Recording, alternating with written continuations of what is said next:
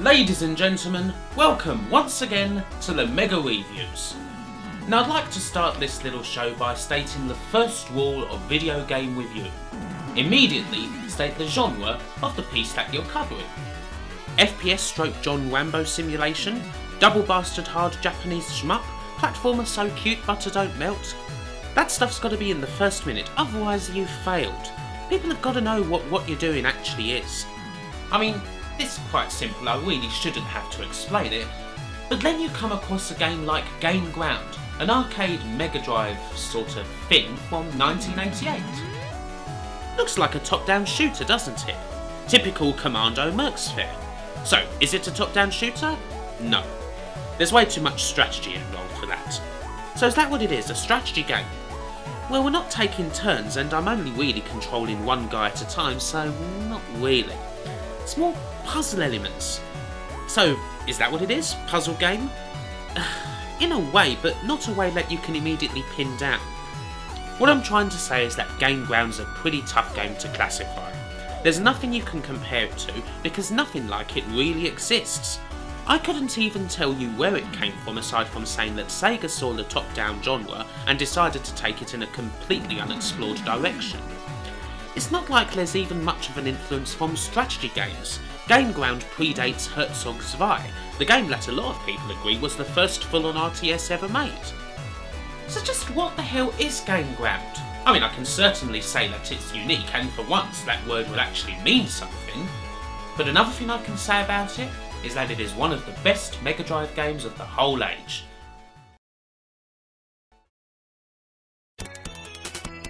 Here's the deal, in as few words as possible. Every battle takes place in a single screen stage with enemies milling around and a yellow square marked exit. You start with 3 basic combatants, a spearman and a male and female commando. They each have different abilities. Spearman's fast and can chuck his weapon over barriers, the male commando has a long range and can strafe, and the female commando uses grenades. Pretty basic, but as you go on you can collect more characters. You do this by taking one of your characters, picking up those tiny little statues on the map, and then reaching the exit point alive.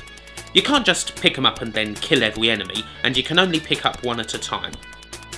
There's a total of 20 unique characters, all with their own abilities. You've got the standard 3, you've got spearmen, commandos, Vikings, bowmen, big fat dudes with rocket launchers, you've got cyborgs, samurais, kind of wizard characters, guys who throw boomerangs. All shapes and sizes, everyone represented. You know, it's all there. Shop's open for business. Every character dies in one hit, but when they die, they become an item that the next character can pick up, thus saving the character.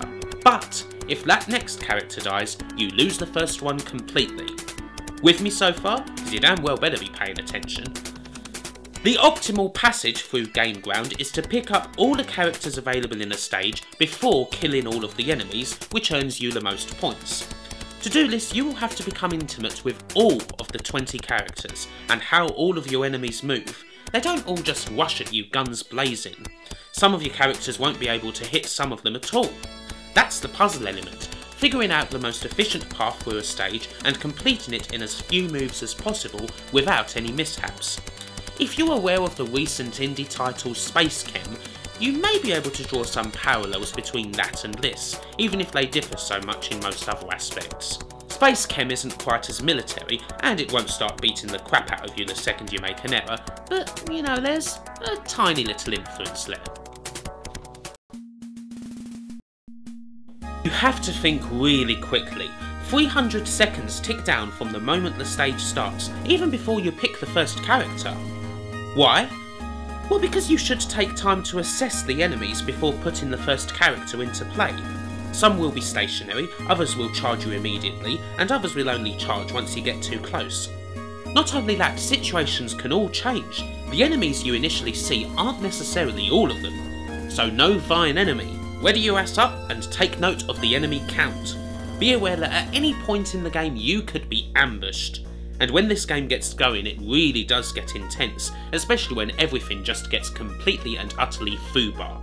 Slow character trundles to the exit and is suddenly set upon by a group of fast gunners? Well, they're up shit creek, aren't they? But when a character does get dropped, how do you get him out? You need people who are good at that. You know, your wide receivers, your winners, your fast all-rounders who can just get in and out like lightning. But then what if you need those characters to deal with those enemies higher up, slinging down grenades at you? Hopefully you think about that, otherwise you may well be left with enemies that you simply can't kill. And then you'll have to get everyone to the exit instead of killing the enemies. Is 300 seconds enough time to do all of that? Hell no! And anyone who doesn't reach the exit before the timer hits 0 is toast. In these moments of desperation, you're going to have to decide who you want to keep and who you're going to sacrifice, and all the while there'll be just a few enemies out there just waiting just for the chance to fuck things up even more. The situation in Game Ground can change in an instant. Your progression can be smooth if you know exactly what you're doing, but as soon as you screw it up, the game will send everything crumbling down, and I do mean everything. A loss of just one character can start a domino effect that loses you the whole game, especially if you're left with nothing to do except send endless ill-equipped characters to deal with a simple fortification that just happens to be killing you. So what the fuck are you going to do in a situation? It's like you need steel just to feel relaxation. A lot of this review has been kind of dry and technical so far, but it has to be just to get a grip on the game. Game Ground's nature means it's often misunderstood. It took a long time for it to click with me. You can't play this like a regular shooter at all. At the start of the game you'll just get bored because the characters are so slow and enemies don't seem to put up much of a resistance. You might not even realise that you needed certain characters to deal with people, meaning that you arduously bring all your characters to the exit square without leaving enemies behind, and you'll think, what, is this really what you have to do for every single sodding stage? And then, once the game bites back and you're still playing it like a regular shooter, you're going to be annihilated. If you get that far, that's when it might start to click with you. That's what it took for me to realise the complexities of the game. The game was way ahead of its time when it was first released. I barely need to mention that it was not popular. I mean, certainly not in the arcades. I mean, that was like trying to fit Andre the Giant's hand into O.J. Simpson's glove. The spirit of the game still lives on in many different areas. Again, you have to remember that this was before strategy games were really a thing, so it's an important influence on that genre. But also, any action game that strives to be different from the norm can count Game Ground as one of its outliers. Mostly because whatever concept they end up working on was just a little part of the whole that was this game. Few have ever managed to do so much in a tiny little space. I mean, let's just appreciate that statement for a second, and ignore any obvious jokes. Make no mistake, the game will not show you even the slightest ounce of pity. It's very tough indeed. And it is also pretty rough around the edges. The music's great, but the game is definitely not a looker. It's one of the worst looking games on the Mega Drive. So, you know, it's a good job it's got a lovely personality. There's so much that's intriguing about learning all your characters. A fair few of them are variations on one another, but in a game like this, that slight change, firing left-handed instead of right, strafing, arcing the arrows further up, being that teeny little bit faster, it can make all the difference. It's a real game of millimetres, let alone inches.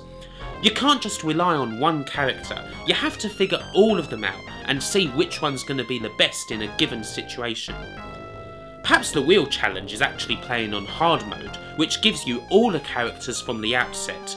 You get all that variation, but the punishment is way more severe when you screw a stage up. You can also really get immersed into the concept of the game, that of a very peaceful world trying to rediscover their fighting instincts by simulating war throughout the ages with the help of a supercomputer, who naturally becomes self-aware and starts killing everything. When are these guys gonna learn, huh? I ask you, man. Doesn't bode well for the future. It's not wholly important, but it adds colour to what is just a tremendous game. Game Ground comes with an entire litany of quirks and foibles. There's things here you'll probably have never had to consider in such a top-down game before.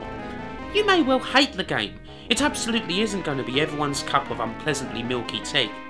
But once you've played the game and you've been beasted by it, perhaps then you'll start to love it. For once it can be said that there really is nothing like gained ground. It just goes to show that war never changes and it never stops being so much damn fun. And with that said, it's time to end the show. As usual, thanks for watching, and wherever you are and whoever you be, have a good one, take care, and I'll see you next time.